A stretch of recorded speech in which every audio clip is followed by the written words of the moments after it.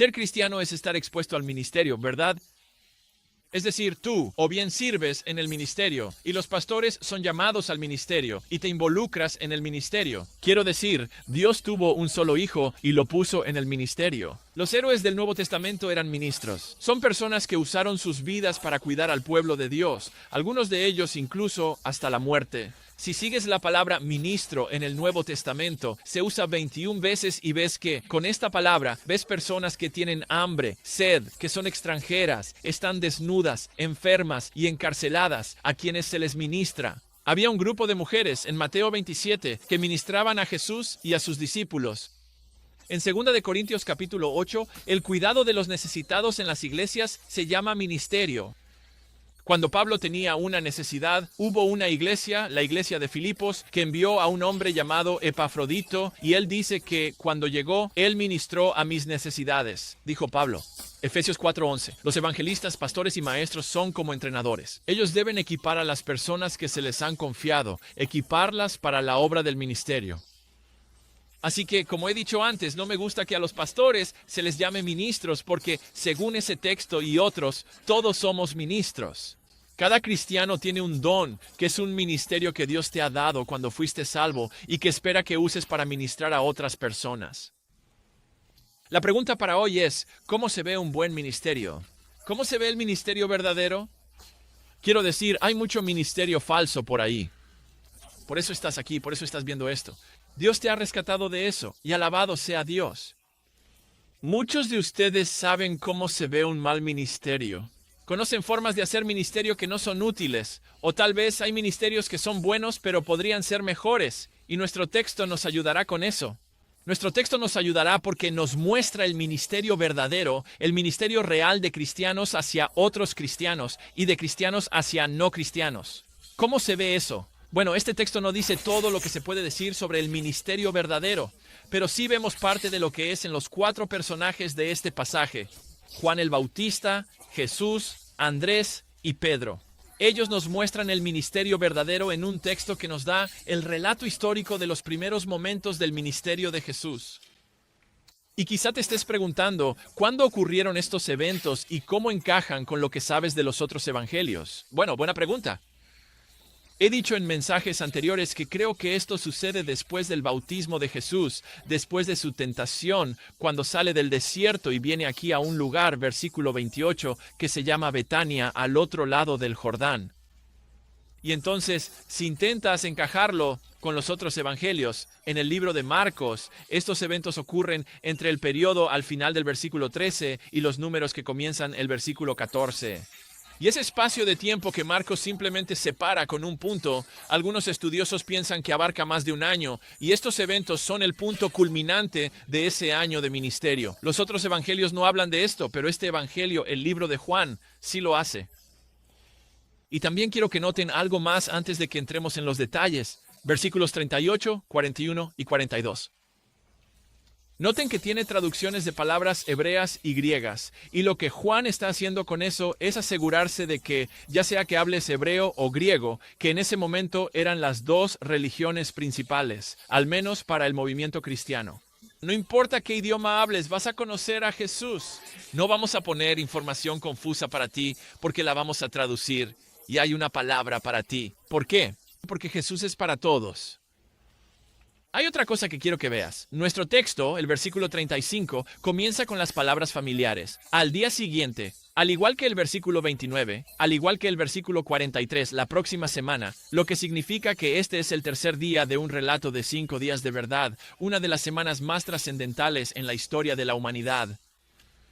La semana en que comenzó el ministerio de Jesús en la tierra. Mira, Juan 1:14 dice, el Verbo se hizo carne y habitó entre nosotros, y hemos visto su gloria. Y dije en su momento, cuando analizamos ese texto, que el nosotros y el hemos en el versículo 14 realmente se refiere a los primeros discípulos.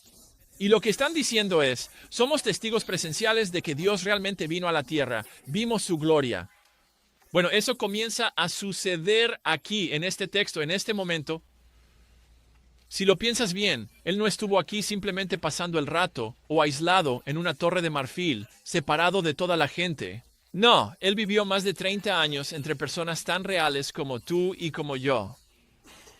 En un hogar o como esto, una conversación en una calle polvorienta de un antiguo pueblo llamado Betania. Jesús vivió entre ellos y ellos vieron su gloria, su grandeza. Y no sucedió entre reyes y príncipes. No sucedió entre la élite social o religiosa.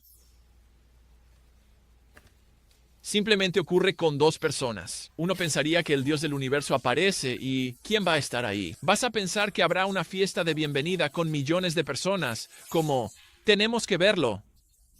Dos personas y el mundo entero nunca volvió a ser el mismo después de ese momento. Fíjate en el versículo 35, dos discípulos. Dos hombres, Andrés y...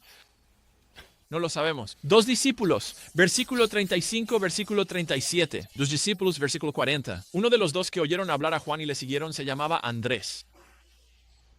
Sabemos que uno se llama Andrés. ¿Quién es el otro? No lo sabemos. El texto no lo dice, solo menciona a uno de los discípulos. La teoría, desde casi que se escribió este libro, es que se trata de Juan, el autor. Y él piensa, no quiero que me miren a mí, quiero que miren a aquel sobre quien estoy escribiendo, así que ni siquiera voy a poner mi nombre aquí. Pero lo que esto te dice, si es él, y yo creo que es él, es que él estuvo allí, que él y Andrés fueron los primeros seguidores de Jesús, lo cual creo que ocurre en el versículo 40, del que hablaremos en un minuto, versículo 41. Versículo 40, Andrés, quiero que te imagines la escena. Andrés dice ahí tiene un hermano Pedro. Sabemos por los otros evangelios que Juan tiene un hermano Santiago. Tienes que imaginártelos. Probablemente tienen entre finales de los 20 y principios de los 30 años. Muchos piensan que Juan probablemente es un adolescente mayor. Probablemente viven en el mismo pueblo.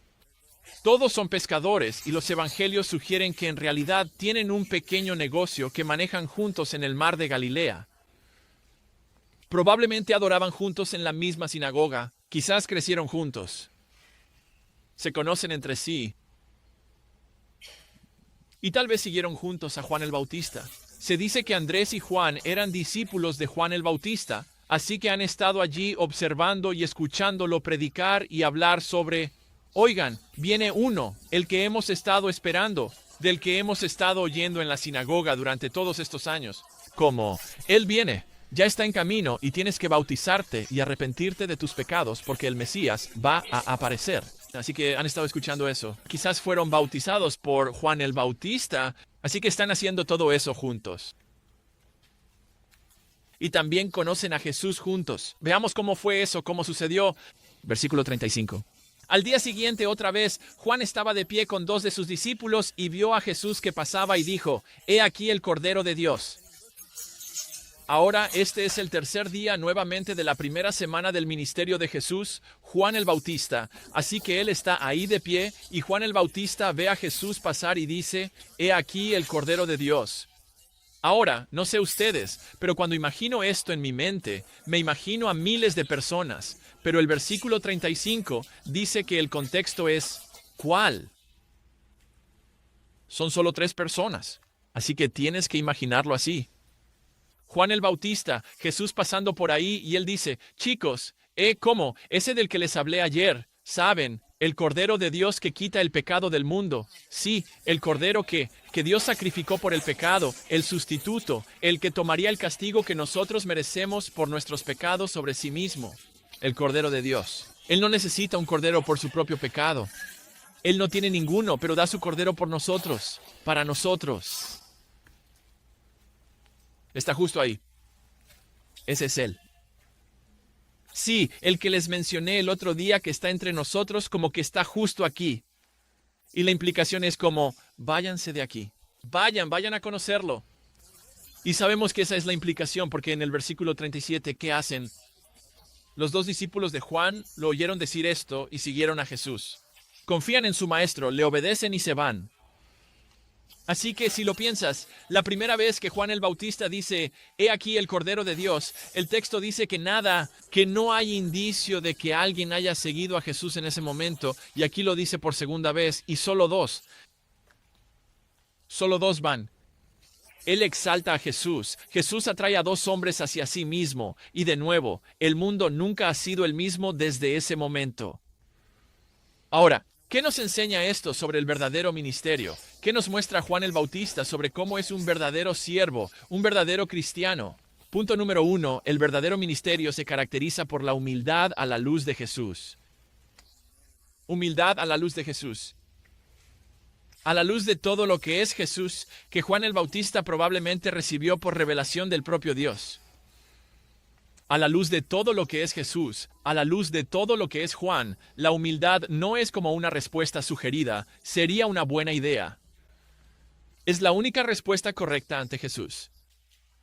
Cuando el Dios eterno, cuando el Creador, cuando la vida y la verdad encarnadas, cuando la gloria de Dios mismo, el Hijo de Dios está entre nosotros, la humildad es lo correcto. Personas centradas en sí mismas, enfocándose en nosotros, en nuestros logros, nuestros dones, nuestras habilidades, nuestros ministerios, todo eso, cuando el enfoque podría estar en Jesús en su lugar. Quiero decir, es como si una canica eclipsara al sol. Es como si algo como nosotros, tan pequeño y poco impresionante, se interpusiera en el camino e impidiera que la gente viera el resplandor, la grandeza y la gloria del Dios que se hizo hombre para salvarnos. Quiero decir, cuando Jesús es utilizado como un elevador hidráulico para exaltarnos a nosotros, eso es sumamente peligroso. Pero aquí está Juan el Bautista, una vez más. No sabía cuánto llegaría a amar a Juan el Bautista mientras avanzaba.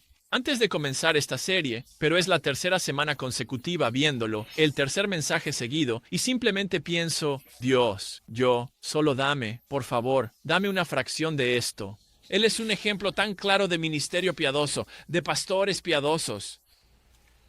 Solo piénsalo. Él pasa todo su ministerio preparando a la gente para que se aleje de él diciendo, no, yo no soy el indicado, es él. Cuando llegó el Mesías, él entonces anima activamente a sus seguidores, incluso a estos dos que están aquí. Él les dice, vayan y síganlo a él en su lugar. Quiero decir, tenemos la tendencia de querer hacernos un nombre y de esperar que nuestro nombre, de alguna manera, perdure después de nuestra vida. Juan el Bautista, él está satisfecho e incluso creo que encuentra su gozo en convertirse en nadie para que la gente conozca y siga a Jesús en vez de a él. De nuevo, incluso sus propios seguidores.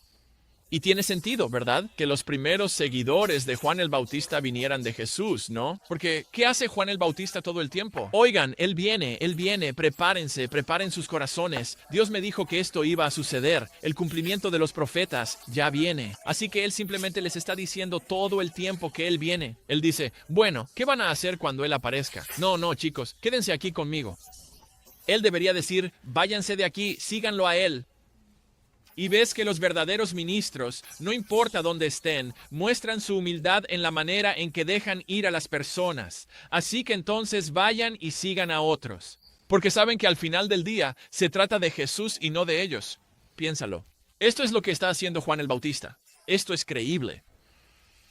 Él no está construyendo un imperio ministerial. En realidad, está destruyendo su imperio ministerial. Miles de personas vienen a escucharlo predicar. Él los está bautizando, hay largas filas, toda esta gente de toda la nación. Y él está como, voy a detonar esto. Voy a tomar los escombros de este ministerio a toda esta gente y les voy a decir, oigan, ustedes solo necesitan ir a Jesús, solo tienen que ir allá. Sí, tú también, ve para allá. Él está tomando los escombros de su ministerio y construyendo el de Jesús con ellos. De hecho, muchas personas se sentirían profundamente decepcionadas al ver que su gente se convierte en la gente de otra persona. Pero Juan lo está fomentando. He aquí el Cordero. Ese es un verdadero sermón de Dios. Eso es real. Eso es un ministerio genuino. Asegurarse de que haya un tema constante de hacerse a un lado para que la gente siga a Cristo. Que Él reciba la atención. Y eso es lo que los cristianos deben hacer, porque queremos que las personas conozcan nosotros, tengan nosotros, experimenten nosotros, hemos experimentado. Queremos que tengan el perdón de los pecados. Nosotros no podemos hacer eso, no podemos darles eso. Pero conocemos a quien sí puede, ¿verdad? Pero eso no sucederá si el enfoque está en nosotros. Y seremos el centro de atención a menos que estemos creciendo en humildad. Y no seremos humildes hasta que realmente conozcamos, meditemos y nos saturemos de todo lo que Jesús es y todo lo que hizo para salvarnos, todo lo que ha hecho por nosotros. A medida que vemos eso, es cuando Él se eleva y nosotros descendemos. Y creo que es cierto, la gran humildad proviene de una gran visión de Dios. Es como un sube y baja. Él sube y nosotros bajamos. Pero tu carne no va a pensar que eso es una buena idea. Tu carne va a querer atención. Otras personas dirán, deberías tener atención. Tu corazón te dirá, esto no está bien. Deberías recibir un poco de atención, un poco de reconocimiento. Toma algo de esa gloria para ti mismo. Es tan bueno disminuir para que Él pueda crecer en y a través de tu vida. Un autor lo expresó de esta manera. Él dijo, en un momento en que la confianza pública en los líderes cristianos está en su punto más bajo, y eso fue en los años 90 cuando él dijo eso. En un momento en que la confianza pública en los líderes cristianos está en su punto más bajo, el mundo necesita desesperadamente predicadores, y yo diría simplemente cristianos, que estén dispuestos a hipotecar sus ambiciones personales y su popularidad por una preocupación absorbente por la preeminencia de Jesús y el avance de su causa, sea cual sea el instrumento humano. Traducción. No les importa quién recibe el crédito cuando Jesús crece a su alrededor. No les importa que no esté sucediendo en su iglesia. No les importa si no está sucediendo a través de su familia. No les importa si está sucediendo a través de su escuela o su trabajo. Simplemente quieren que Jesús crezca y no les importa cómo suceda. Y él dice que el mundo anhela ese tipo de ministros. Anhela ese tipo de cristianos. El verdadero ministerio se caracteriza por la humildad debido a todo lo que es Jesús. Ahora, en el versículo 38, el Jesús histórico entra en el texto de Juan. Esta es la primera vez que lo vemos y que habla. Él toma el papel principal en este libro y desde este momento nunca se va. Entonces, ¿cómo va a responder Jesús a estos dos hombres que lo siguen? De una manera muy parecida a como lo harías tú, en realidad. Mira el versículo 38. Jesús se volvió, los vio siguiéndolo y les dijo, ¿qué buscan? Traducción, ¿qué quieren? ¿Por qué me están siguiendo? ¿Qué están haciendo? Y ellos dijeron, Rabí, que significa maestro, ¿dónde te hospedas? Mira, los estudiosos quieren decir que seguir en el versículo 37 y en el versículo 38 significa convertirse en discípulo, pero tienes que imaginarte la escena por un momento. De nuevo, Juan el Bautista, Andrés y Juan están ahí parados, conversando, y luego Jesús pasa y dice, «He aquí el Cordero de Dios». Así que ellos están como, bueno, nos vemos luego. Y entonces se van. Así que Jesús va adelante y aquí están estos dos tipos. Eso es lo que dice el texto. Y por eso tiene sentido. O sea, si dos personas te siguen, ¿qué harías tú? ¿Puedo ayudarlos? ¿Verdad? Y eso es lo que él está diciendo. ¿Qué buscan? ¿Qué quieren? ¿Puedo ayudarlos? ¿Qué es? ¿En qué están pensando? ¿Qué quieren de mí? Y fíjense que responden a una pregunta con otra pregunta. ¿No es útil eso? ¿Dónde te hospedas? Preguntan. En otras palabras, están diciendo, lo que queremos va a tomar un poco más de tiempo que una breve conversación aquí en la calle. Así que aceptan la valoración que Juan el Bautista hace de él. Dijeron algo como, tú eres el rabí, eres el maestro, pero quieren conversar un poco más. Así que Jesús dice muy claramente en el versículo 39, vengan y verán. Entonces fueron y vieron dónde se hospedaba. Y aquí está la frase clave. Y se quedaron con él aquel día porque era como la hora 10:00. Ahora, un pequeño momento para los aficionados a la Biblia. Si miras en tu Biblia, tal vez algunas notas al pie dicen que podría ser las 4:00 p.m. Eso sería así si Juan está diciendo la hora 10:00 como judío. O podría ser las 10:00 a.m. si está hablando según la manera romana de contar el tiempo. Así que eso es como nosotros. La 10ª hora del día, las 10:00 a.m., se mide desde la medianoche. La pregunta es, ¿son las 4:00 p.m. o las 10:00 a.m.? Y creo que el texto, el versículo 39, donde dice que se quedaron con él durante el día, tiene más sentido que sea a las 10:00 a.m. que a las 4:00 p.m. Fin del momento nerd. Ahora, mira esto. Hay una pregunta y hay una invitación. Y creo que la interacción de Jesús con estos dos hombres es una visión sobre el ministerio verdadero. Y de nuevo, este es el primer momento, las primeras personas a las que Jesús ministró. Así que a partir de él aquí, vemos que el verdadero ministerio es pastorear como Jesús. Punto número 2. Pastorear como Jesús.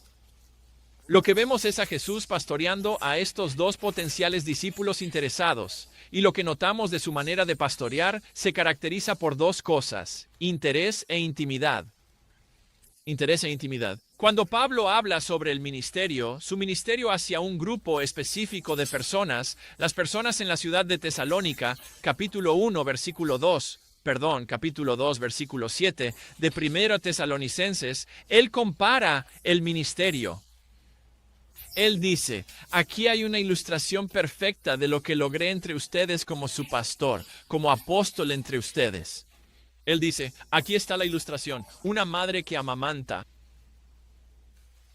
¿Qué? ¿No como presidente o César o líder militar? Una madre que amamanta. ¿Hay alguien más interesado o más íntimo que una madre lactante? No lo sé. No lo creo. Así es como lo expresó. Él está resumiendo su ministerio hacia ellos y dice, fuimos amables entre ustedes, como una madre que amamanta cuida de sus propios hijos. Eso es interés. Así que, sintiendo un afectuoso deseo por ustedes, ahí hay interés. Estábamos dispuestos a compartir con ustedes no solo el Evangelio de Dios, sino también nuestras propias vidas. Eso es intimidad, porque ustedes se han vuelto muy queridos para nosotros.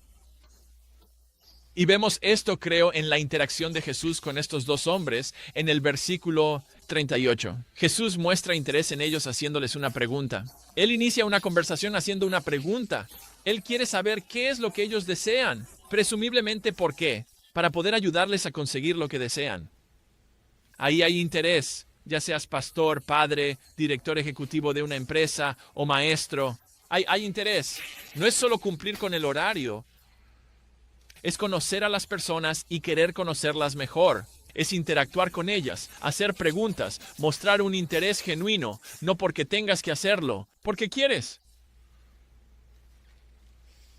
En segundo lugar, el verdadero ministerio encarna un pastoreo que es íntimo. Observa el versículo 39. Jesús los invita a donde Él se está quedando. Él les hace un espacio en su vida y es por un periodo prolongado de tiempo. Observa que fue todo el día, no fue, te doy media hora. Es decir, aquí hay un periodo prolongado de tiempo. Él no solo les habló, sino que conversó con ellos. Eso es al menos lo que implica el texto. Interactuaron. Llegaron a conocerlo. Probablemente Él los conoció y ellos a Él. ¿Por qué? El versículo 41 lo dice. Pasaron el día con Él. ¿Y cuál es la respuesta de Andrés? Hemos encontrado al Mesías.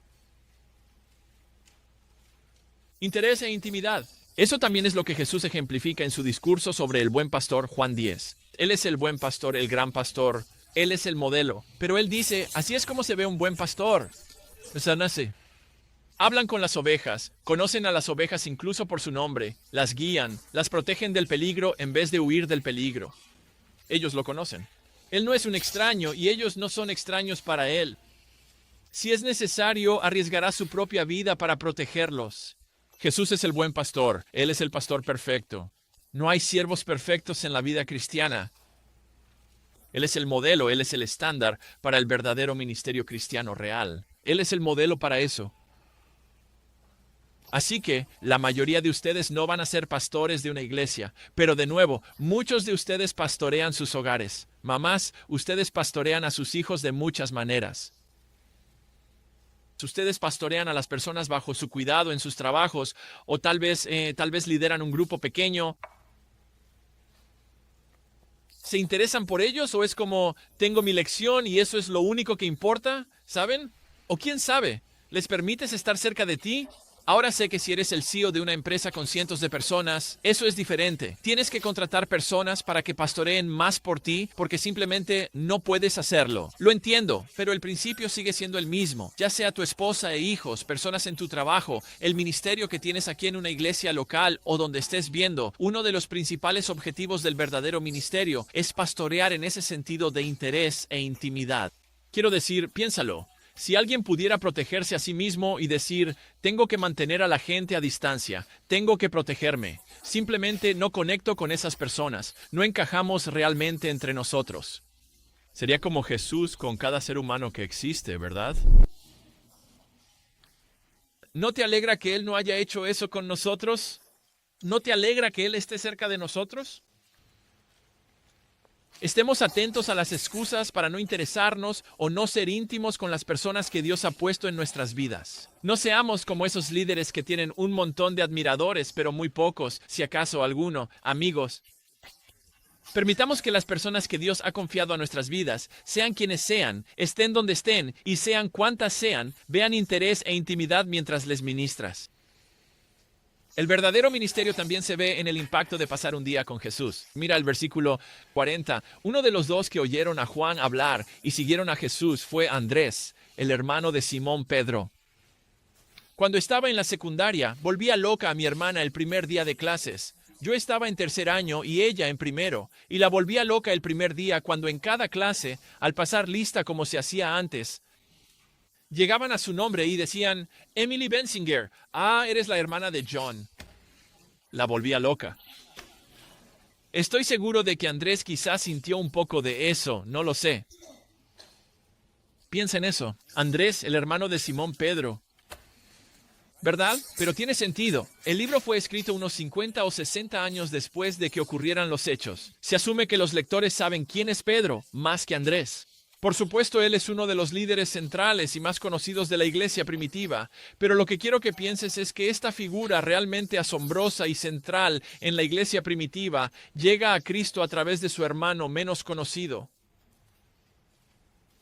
Andrés pasa el día con Jesús, versículo 39, y cuando termina la conversación, lo primero que hace, antes de cualquier otra cosa, es buscar a Simón. Versículo 41, lo primero que hizo, fue encontrar a su propio hermano, Simón, y le dijo, hemos encontrado al Mesías. Piénsalo, Jesús preguntó antes, ¿qué buscan? Y él dice, lo encontramos, hemos encontrado al Mesías, aquel de quien Juan el Bautista nos ha estado hablando. ¿Cómo lo encontramos? Él está aquí. Esto significa que probablemente Pedro está allí con ellos en Betania, lo que de nuevo indica que probablemente también es discípulo de Juan el Bautista. De cualquier manera, Andrés no puede evitar asegurarse de que su hermano, Pedro, sepa que ha encontrado al Mesías, y eso es el verdadero ministerio. Si tuviera que reducir el ministerio a su esencia más absoluta, creo que la esencia central del ministerio es el punto número 3, llevar a las personas a Jesús. Eso es, si quieres resumirlo, ya sea tu paternidad, tu trabajo, tu escuela, tu ministerio aquí en la iglesia, eso es lo que hay en el fondo, es llevar a las personas a Jesús, ya sea la primera vez porque no son cristianos o la milésima vez porque sí lo son y necesitan ser recordados de Jesús. Eso es lo que es llevar a las personas a Cristo. Y lo curioso es que si sigues a Andrés en el libro de Juan, capítulo 1, capítulo 6, capítulo 12, son las únicas veces que se le menciona y siempre está haciendo lo mismo, llevando personas a Jesús. La idea es que el verdadero ministerio, llevar personas a Jesús, es el efecto natural cuando llegas a conocer quién es realmente Jesús. Él pasa el día con Jesús y dice, tengo que contárselo a alguien. Se lo voy a contar a ese tipo, se lo voy a contar a mi hermano, lo voy a llevar a Jesús.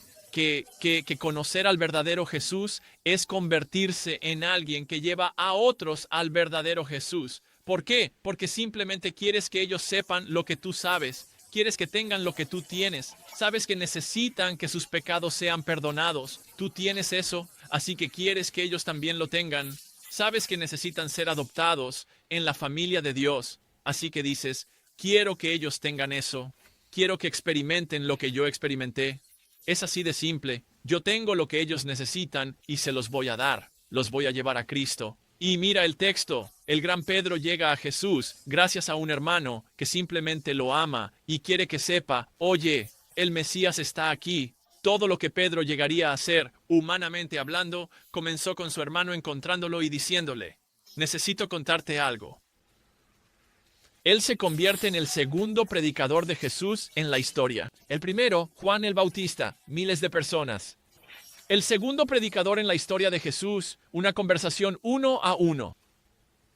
Nunca olvides que la manera más obvia en que las personas llegan a Jesús es a través del testimonio de la familia y los amigos, las personas más cercanas que tienen. Y hablamos mucho sobre evangelismo en el último mensaje de esta serie. Hablamos sobre qué decir y cómo decirlo, e incluso consejos prácticos y todo eso. Así que permítame decir esto. No dejemos que las tonterías que están ocurriendo en nuestro mundo, en particular los medios de comunicación que intentan pintarnos de cierta manera, no permitamos que eso, ni que interacciones pasadas con familiares o amigos, nos detengan de llevarlos a Jesús. Escucha, si tienes que pedir disculpas para que tu ministerio sea creíble para ellos, porque sabes que hay algo entre ustedes, entonces hazlo. Si tienes que prepararte un poco, porque sí, va a ser una conversación complicada, mejor me preparo, tengo que estar listo, entonces hazlo. Si tienes que practicar como mi tío es ateo y yo voy a fingir ser mi tío y tú serás el cristiano y tratemos de encontrar las mejores formas de conversar, haz ese tipo de cosas porque esto es lo que solemos hacer. Dejamos que el poder de las excusas supere el poder del hecho de que Jesús es nuestro Salvador. Y así esa excusa se vuelve más poderosa en nuestro corazón que esa simple realidad de que Él me salvó, así que puede salvar a mi familia. Él puede salvar a mis amigos y Él puede hacerlo a través de mí. Él lo hizo por ellos. Él puede usarte a ti para hacerlo por ellos también. El último lugar donde vemos el ministerio verdadero es en un lugar algo difícil de ver, en el versículo 42. Él lo llevó a Jesús. Andrés lleva a Simón ante Jesús. Jesús lo miró y le dijo, tú eres Simón, hijo de Juan, te llamarás Cefas, que significa Pedro. Andrés lleva a Pedro a Jesús. Esta palabra, llevar, evoca ideas como de arrastrar, pero no creo que eso sea realmente lo que pasó. Simplemente lo guió hasta allí.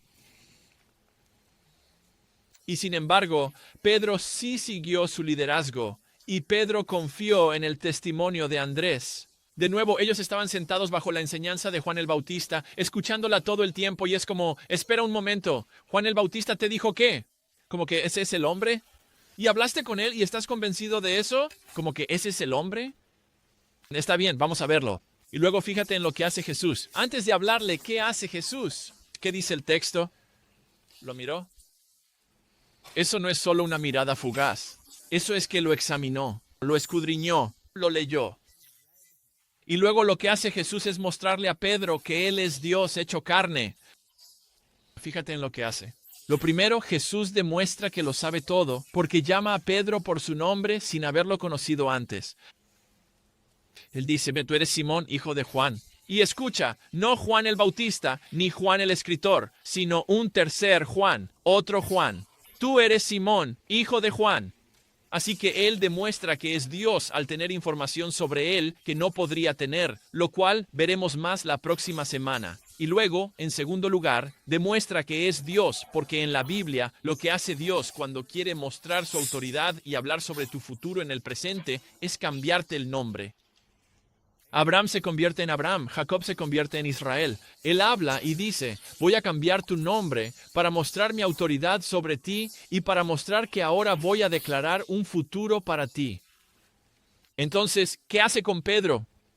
Él dice que vas a ser, volvamos a Abraham, serás padre de muchas naciones. Israel, vas a ser el padre de estas naciones. Voy a usarte para cumplir mi promesa de bendecir al mundo. Así que él está hablando del futuro en el presente cuando cambia sus nombres.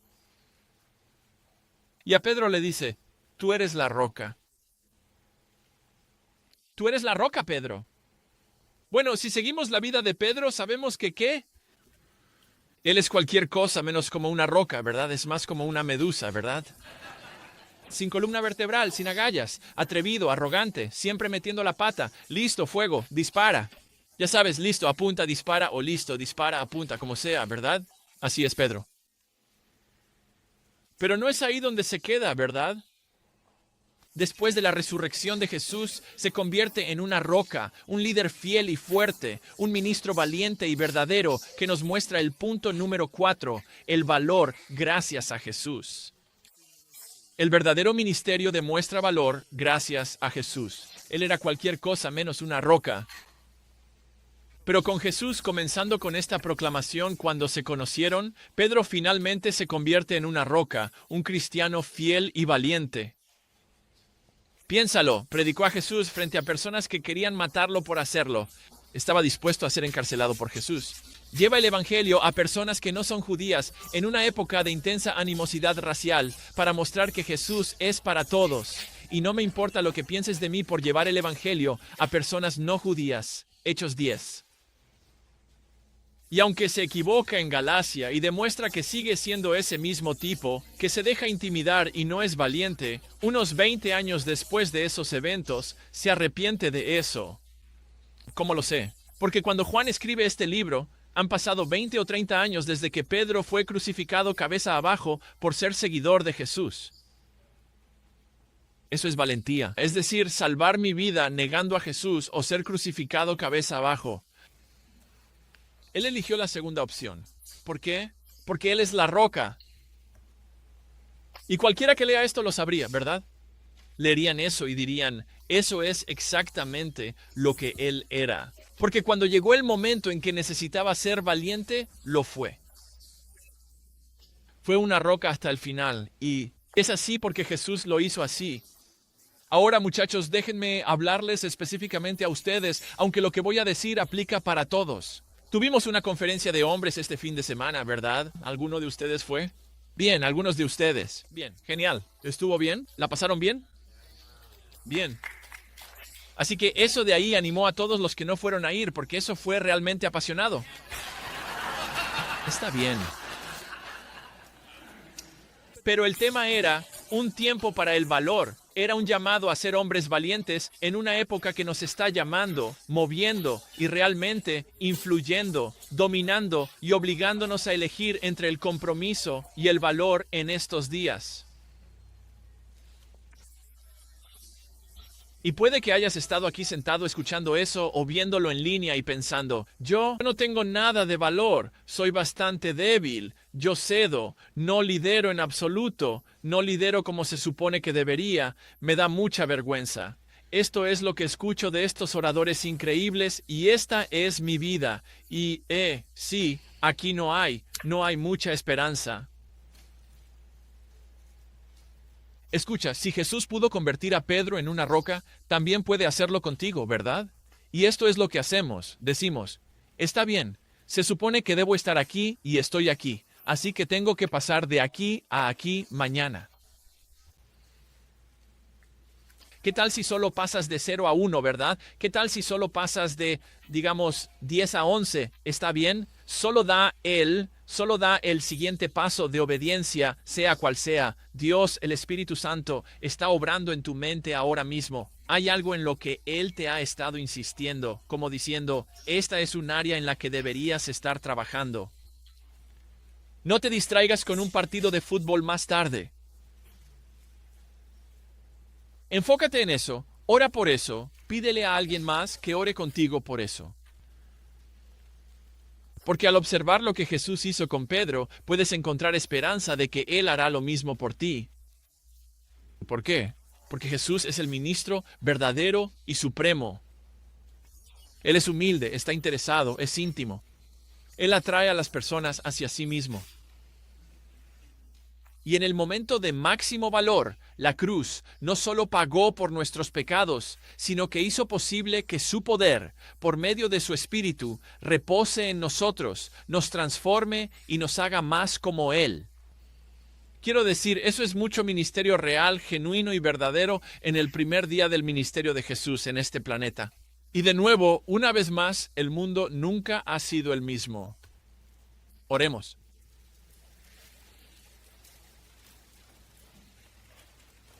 Padre, muchas gracias por este pasaje.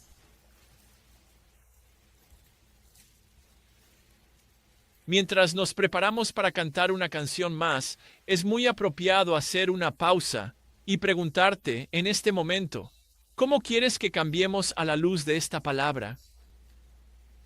Que ya sea que estemos aquí o mirando, ya sea en vivo o dentro de 10 años, ¿cómo quieres que cambiemos a la luz de tu palabra? Y luego, como creo que ya lo has señalado, pero mientras sigues mostrándonos eso, necesitamos más gracia. Tito 2 dice, la gracia nos enseña a decir no a la impiedad y a vivir vidas justas y piadosas en el tiempo presente. Entonces, necesitamos conocer más de tu gracia. Necesitamos comprenderla mejor. Tu gracia derrite nuestros corazones y nos lleva, por medio de tu Espíritu, a obedecer. Ayúdanos, donde sea que estemos contigo, a dar el siguiente paso de obediencia. Y para algunos será responder al Evangelio. Será apartarse de su rebeldía y confiar únicamente en Jesús para que los salve del castigo y la ira que merecen por sus pecados. Y para el resto será preguntarse, ¿cómo quieres que cambie para parecerme más a ti, Jesús? Por favor, haz esto por nosotros y en nosotros para que puedas hacer estas cosas a través de nosotros. A través de esto. Amén.